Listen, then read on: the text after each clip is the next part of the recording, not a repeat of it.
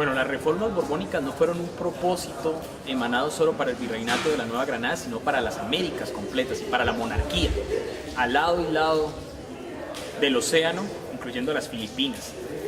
Su interés principal consistía en tratar de modernizar la administración monárquica. O sea, dadas las guerras del siglo XVIII en Europa, la escasez de recursos, el avance del mercantilismo, el cambio de eje de esa economía mundo del Mediterráneo al Atlántico, exigió, o fue desde la óptica de los ministros de Estado español, el momento de modernizar la monarquía y hacer de la administración monárquica una administración centralizada, donde las autonomías regionales y locales que se habían afianzado desde el proceso de conquista y colonización era necesario reevaluarlas para una nueva administración. De hecho, el concepto o los conceptos empiezan a hacer tránsito con las reformas borbónicas. Antes de las reformas borbónicas, América o las Américas son concebidas como reinos. Y es después de las reformas borbónicas como se asumen como colonias. Por ejemplo, una de las figuras centrales de las reformas fue la instalación o el nombramiento de intendentes.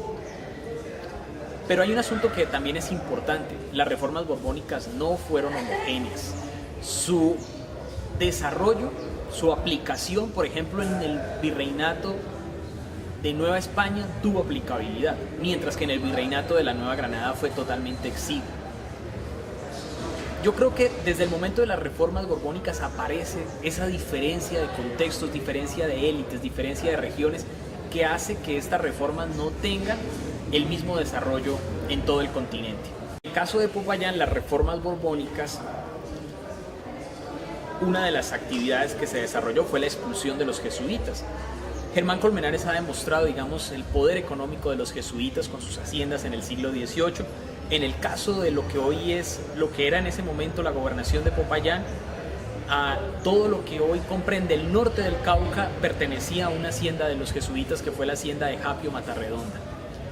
En este contexto del suroccidente del virreinato de la Nueva Granada, las reformas borbónicas no disminuyeron el poder y el influjo de las élites locales, sino que por el contrario las fortalecieron, porque al estar ellas enquistadas en el poder local, en la institución del cabildo, pudieron gobernar el consejo de propios, con el cual liquidaron el resto de propiedades de los jesuitas y por eso se apropiaron de sus haciendas, de las casas.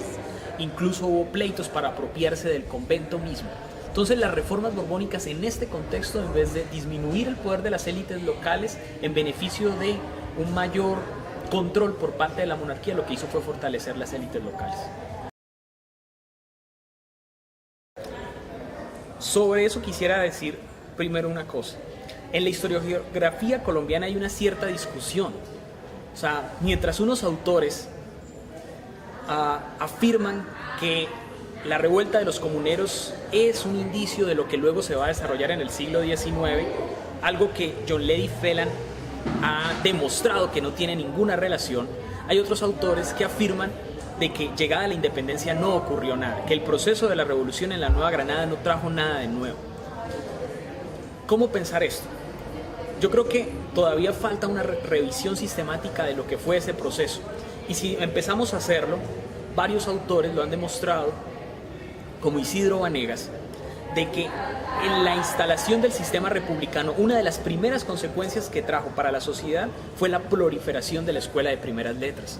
Es impactante, ¿sí?, cómo a partir de 1821, cada una de las parroquias, cada una de las viceparroquias, de las localidades, de los sitios que existían en el contexto del territorio neogranadino, empezaron a instalar las escuelas de primeras letras. Para mí, esa es una de las novedades más impactantes que trae para la sociedad el sistema republicano. Otra de las novedades importantes que va a producir un impacto fuerte en estas sociedades virreinales fue el desarrollo de la guerra y de los ejércitos. Realmente eso es una novedad que no se había desarrollado durante el periodo colonial. En el periodo colonial habían batallones de tropa fija, milicias, pero su impacto no era coercitivo. Con la formación de la República, y el inicio de la vida republicana, la guerra va a convertirse en un contexto importante en el cual la sociedad constantemente se va a estar moviendo. Y sin duda, el sistema republicano trajo una legislación que para algunos historiadores no tuvo ningún impacto, ¿sí? Por ejemplo, la Declaración de la Igualdad, de la ciudadanía, de valores que el sistema republicano arguía. Algunos historiadores afirman de que eso no pasó del papel. Otras investigaciones empiezan a demostrar que, si bien es cierto, muchas de estas leyes no llegaron a aplicarse, en algunos casos fueron negadas para las personas que las reclamaron. El solo hecho, por ejemplo, de que en 1814 en Antioquia una cuadrilla de esclavos solicite la libertad para estos esclavos, ya es un indicio de cómo la sociedad se empieza a mover en un nuevo contexto, en un nuevo registro que trae la República.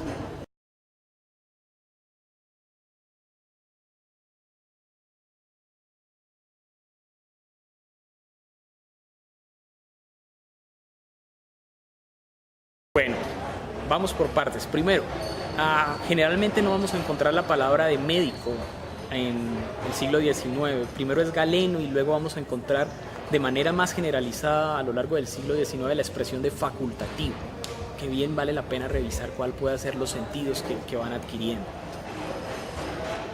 Justamente, si el siglo XIX va a poner en marcha la máquinas de guerra constantes, entonces tras los ejércitos se mueven también los hospitales militares.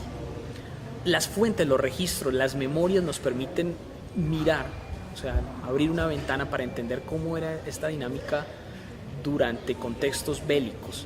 Las voluntarias o voluntarios generalmente se encargaban de la atención de los enfermos, pero yo creo que cada guerra, cada una de esas guerras que se presentó en el siglo XIX exigía para la milicia, digamos, para la administración central de los ejércitos puestos en marcha en el contexto bélico, un manejo muy preciso de este elemento sobre el que usted me pregunta, porque necesariamente, ¿sí?, se debe atender al personal que cae en batalla. Yo creo que uno de los hechos que uno puede referir son justamente en la batalla de Calibío, que está registrada en Memorias de un abanderado en 1814, en el cual encontramos a las voluntarias, no ni facultativos ni galenos, sino voluntarias que toman la iniciativa de cuidar a los enfermos. A veces las prácticas médicas, ¿sí?, o las prácticas de los galenos tienen una diferencia obviamente diametral con la contemporaneidad.